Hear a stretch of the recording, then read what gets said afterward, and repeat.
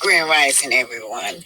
Well, I was just listening at this other show, and on this show they have a love and marriage husband producer, you guys, on there. So one of the questions was asked is that why didn't you make the Scots deal with the reality of their show?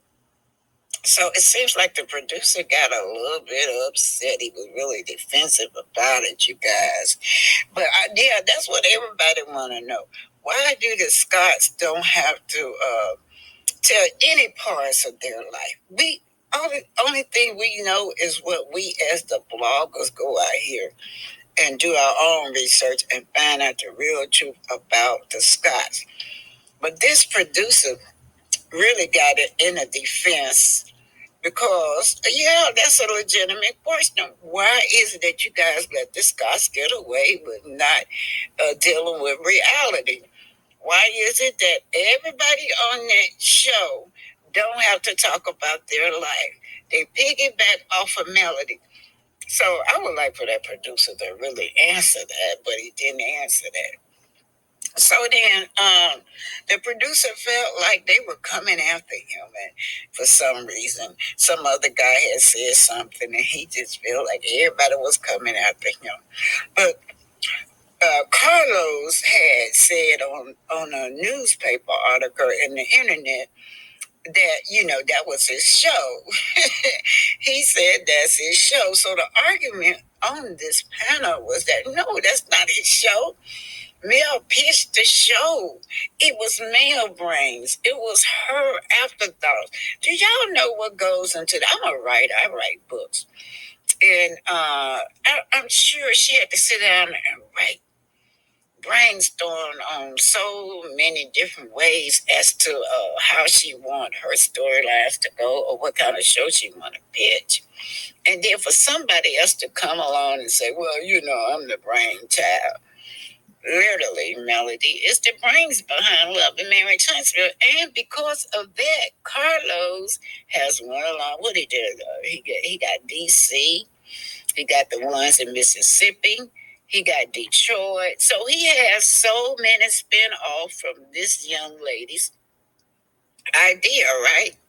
He turned her idea into a shit show, you guys. Yeah. And that's what one of the subscribers said. So I want to know this. When he go to Huntsville, and we sure that's why he's going to Huntsville, because he wants to include Stormy. He asked Stormy, what are the three things that you remember most on Love and Marriage Huntsville? No, she named one of them was the Sunny storyline with Destiny. I think something was about Tisha, but why name me? I am not a cast storming. I'm not on Love and Marriage Huntsville. And I'm gonna tell you something. He didn't even stop her. She named me. Yeah, well, she didn't call my name. She said the time she had the police called on her and she went to jail. Well, that was not part of Love and Marriage Huntsville show. No, no, no. I'm gonna tell y'all something. I believe Carlos had Destiny. Not Destiny. He had Stormy and Martell on his harassment charges to get together with him and make this out a storyline on the show. He did it to try to get back at Melody. everything Carlos do, remember, he got Melody in mind. She's in mind, and it's never anything positive. It's always something that's going to benefit Hotel. Y'all remember, they try to make Martell case as if Martell case was just so minimal. Oh yeah, it's just what he said, just a harassment charge or something. Anyway, they try to make it so minimal. This is Black Titanic. Hit that like button, share, and subscribe. Well, I was watching the video this morning and already I forgot the young man's name. It was poem on there. It was bruh something, you guys. But anyway, one of them was Carlos' producer. His name was Damien. Miss Belinda said, Damien, you worked on that show.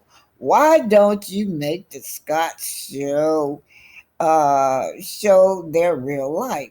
Why do you guys have all these lawsuits that could have been a good storyline for them? Now, Damien, he gonna go hard for his boss, Carlo Kings. He was not having it. So anyway, but then they come back and said it was Mills and Martell idea now, but Damien don't agree. Damien say it is Carlos' show. So Belinda keeps saying, no, it was Mills and Martell ideas. If it wasn't for them, then it wouldn't be no Love and Marriage Huntsville show. So they got most of the credit. Let's be real. Now this is in response to the Huff Post. They made a thing that Carlos King show is the messiest show in Huntsville on TV or something like that. But anyway, Damien, you're supposed to go hard for your boss. But Damien, I want to know the same storyline. Why did the Scott? How long are you guys gonna pay the Scotts for not doing anything? They don't do anything on this show. When are y'all gonna kick the Scotts off? And why, Damien? Why did you guys have all these lawsuits that could be a good storyline? I'm like you, Melinda. Yeah, why did y'all make the Scott show their real life? Okay, Damien?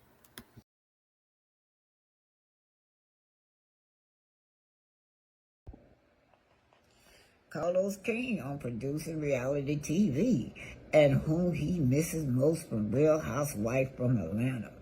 I think she speaks to your eyes for talent.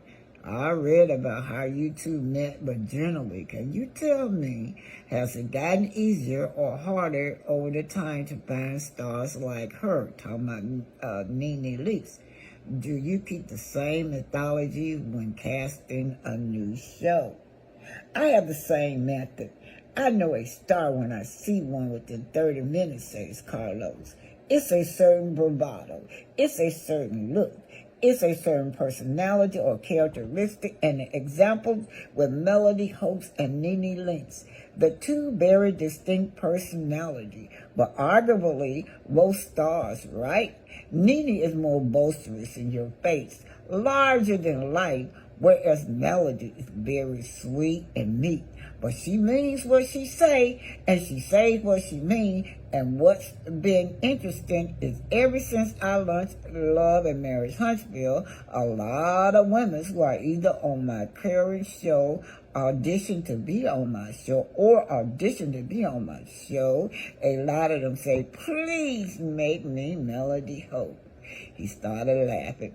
Melody Hope is like the blueprint for the upcoming reality stars in the same way Nene Leakes was. Because when I was working on Housewives, a lot of women, I'm not going to name names, but it's a lot of your favorite. They would be like, I want to be Nene Leakes. So I feel like Melody definitely has the star quality that a lot of people recognize and want to be able to obtain.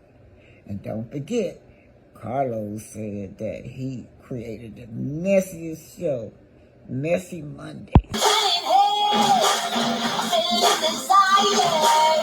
pull up my chair, that's you.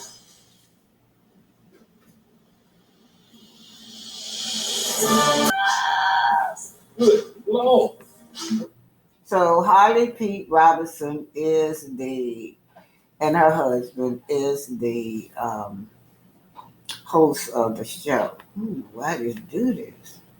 You can't do it. The Pete's are back in the house. They didn't kick us off. Nope. Y'all better take those stairs. Oh. What I love about Queen's Court is that we have people who have lived. It's hard to reinvent yourself. And you got Delicious. She's in love with Well, not in love, but she says she's most attracted to Dr. E. I know that if you got back out there, you wouldn't have any game. Would you have any game left? Would you know what to do? Think about it. So, you ladies look bad. So this is the Queen's Court. It's all about finding love for these beautiful celebrity females. Now, Lisa Ray now ran into a problem. One of the guys used to date her daughter. But nonetheless, Lisa Ray played along with it until the end. Now they have to be eliminated one at a time, and you guessed it, he was the first one that she eliminated simply because he dated her daughter, and then he spilled some beans she did not even know. He told her that the reason he broke up with her daughter is because she deleted a child. She had an AB, you guys, and Lisa Ray did not know. But Lisa Ray seemed to be very understanding. She said she was young herself, and she did the same thing and never told her mother till today. Her mother's dead and gone. She kept that secret to the grave. So she did contact her daughter. Her daughter said it was true, and they both cried. But nonetheless, the young man did pour his heart out to her. When Lisa Ray eliminated him, he cried. Now, this is not him. This is Dr. Elom. They all say that he's handsome. He's fine, he got career orientated. He's a traveling dentist. He travel all over the world fixing people's teeth. But you guys stay tuned, because Dr. Elom is not what he say he is. Now, Dr. Elom is no stranger to TV. He's been on another dating show, and the one that's on that dating show say that he was obnoxious, rude, and a male chauvinist. But guess what, you guys? He is acting like a different man in front of these celebrity ladies. Of course, K. Michelle. She got her own going on. She didn't fall for him. But London, Delicious. She say every time she see this tall, black, handsome man, chocolate man, career orientated, she just get tingles all in her body. She is so attracted to Dr. Elom. But you better run. Run, run, run. Run, Delicious, run. Run, all of you, from this man. Yeah. Is that Atlanta? Never. Actually, I went to Morehouse. So this is all going to be huge. No way. That's beautiful. I'm a traveling dental surgeon. Traveled all around the world doing it. Jamaica, Haiti, Guatemala. I just love it. So Dr. Elom is on the Queen's Court, you guys, and he is something else. Y'all better run. You better run, Delicious. You better run, K. Michelle. You better run, Lisa Ray. Because look what kind of man he is. Dr. Elom, the dentist, the traveling dentist. And have your name and age and why you ended up up. Hi, I'm Nova, 30. Yeah, it was just the arrogance for me. I love a man that's very confident. Like I'm gonna toot your horn every chance I get. But I think you toot your own horn, so I don't think I would be able to accommodate that every day. Like you tooting, and then I'm trying to uplift, and it would just be a roller coaster ride, like all the time. Like, I feel like we would constantly be at a peak. Hey, comment down below. Do y'all females out there, y'all agree with these females? Or y'all like Dr. Elom? Comment down below.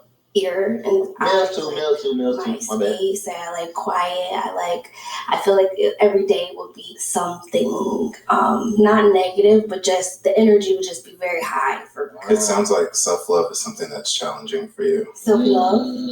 Oh no, baby, I'm sorry. Because if you loved yourself, then you wouldn't have any problem loving me. Oh, I love myself a lot, and I want to be able to love someone as much as I love myself.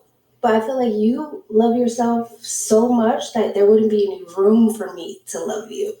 That sounded good, but it also didn't make very much sense. That's because fine. Love isn't a container. Love is something that you are. So I love myself. I've worked on myself, and I understand the tools that it takes to practice self-love. Okay. And so space and time isn't really an objective field that you need to use as a barometer to see if it's possible, if we can love each other.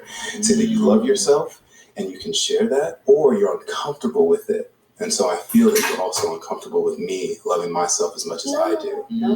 And it's coming off as arrogance. Oh, I'm arrogant? No, I said it's coming off as Oh, you're arrogance. coming off. Yeah, you do. So my confidence is triggering you because it's reminding you. I melt in it. It's not about you not having self-love. It's about you not appreciating the self-love in other people. And that is a direct reflection of how you see yourself. The term is called projection.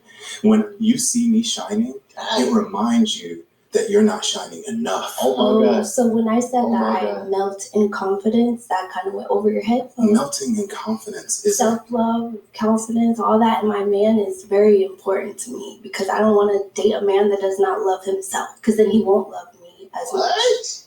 The level of love will be different. What? You want a man that loves himself, but don't want him because he loves himself too much? That ain't nice. Hold on. Let me get it right. You want a man that loves himself, but not love himself too much. You can love yourself, but you can't love yourself too much.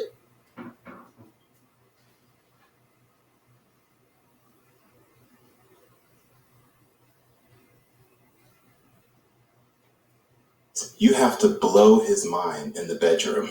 What does that mean? That coming from with everything that you do, and I saw the last episode, but like you do come off as arrogant. So, all right, let's go ahead and bring out our next single guy. Big announcement, man. We just hit 30,000 subscribers, man. If you one of the people that hit the like button, man, I really appreciate you. Welcome in. he's back. All right. If we can have your name. That was so fast. I was not expecting that. What's your name, sir? Hi, my name is Dr. Elom. And Dr. Y'all know Elom, who I am? How old are you? That's not fair. Dr. Elom, how old are you?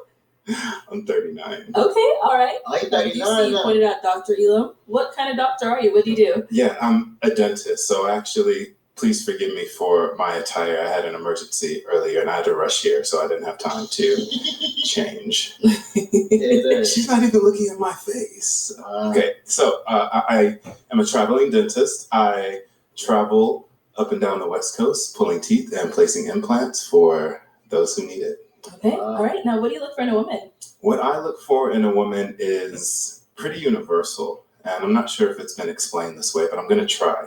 There's 3 things that every man wants. And if you do these 3 things, you can procure any man that you want. And this isn't my information that I just came up with. This is actually research-based. And the first thing is being useful.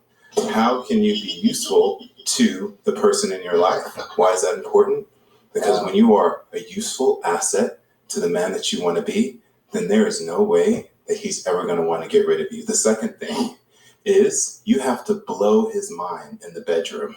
What does that mean? That means you take the wildest, nastiest thing that you've ever done, figure out the wildest, nastiest thing that he's ever done, and exceed that.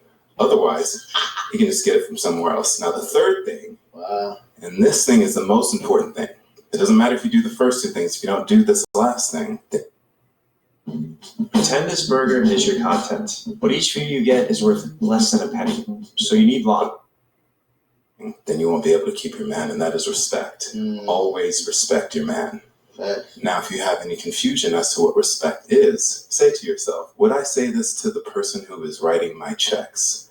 Would I say this to my boss? And if you wouldn't, don't say it to your man. So I'm looking for those 3 things. Okay. So, Dr. Elom, we did have you on episode 2 of Pop the Balloon or Find Love.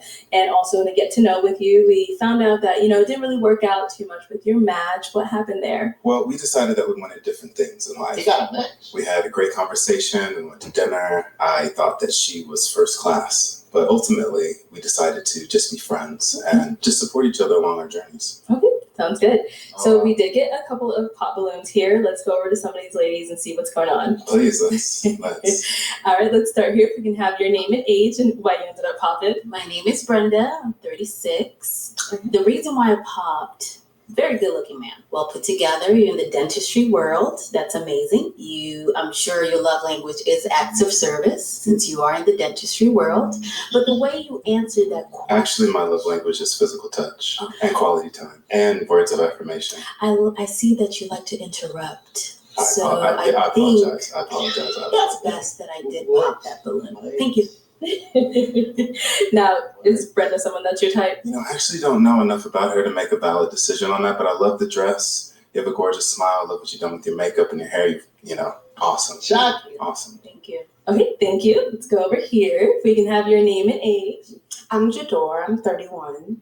And Jador, why did you end up popping your balloon? Dr. Elom, it's such a tragedy because you are so handsome. I feel like you are extremely arrogant, and I feel like you're probably going to have a hard time because you seem like the type, like a know-it-all type of guy. And sometimes you have to be careful with that because even when you know it all, you don't know it, so being humble sometimes can be your best friend, even if you do know it all, even if you're very smart, very wise, but just having a humble attitude, you know what I mean? Wow. You would probably go a lot further. And I say that with all the respect in the world. Wow. Thank you. You're welcome. Who's your dentist?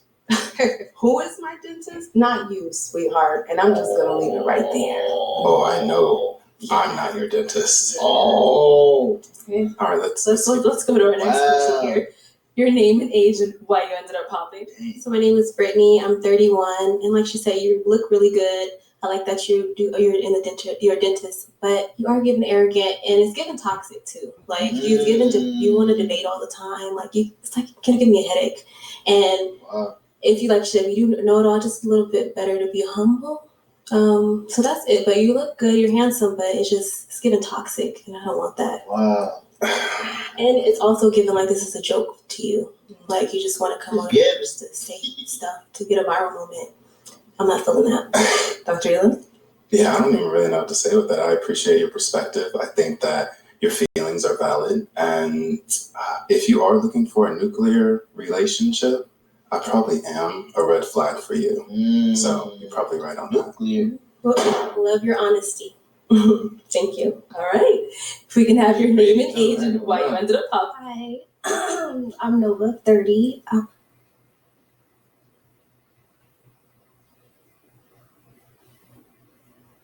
And I ended up popping one. I actually agree with a lot of the stuff that you say. So the 3 reasons that you gave before, I agree with all 3 of those. So I think you're on to that. I didn't really like how you showed up. I appreciate that you had emergency surgery. I love that. The scrubs are clean. I was wearing a white coat while I was doing it. So no, I appreciate it. I appreciate it. But yeah, that's really the only reason, to be honest. And I think we just probably. So if you would have seen me in the dental office, you would have been like, this guy. I would have been like, yeah, nice smile, maybe. But the scrubs they're not doing it for me? I just feel like they said date ready and you've been here before, so you know it's up. And having emergency surgery is not an excuse. I failed you. I failed you. And I'm sorry. It's okay. Next time, I'll make my patients wait. Okay, please. Thank you. All right, let's go back this way. He was on their head. I ain't gonna lie. So that is all the balloons popped. We weren't able to find your match today, but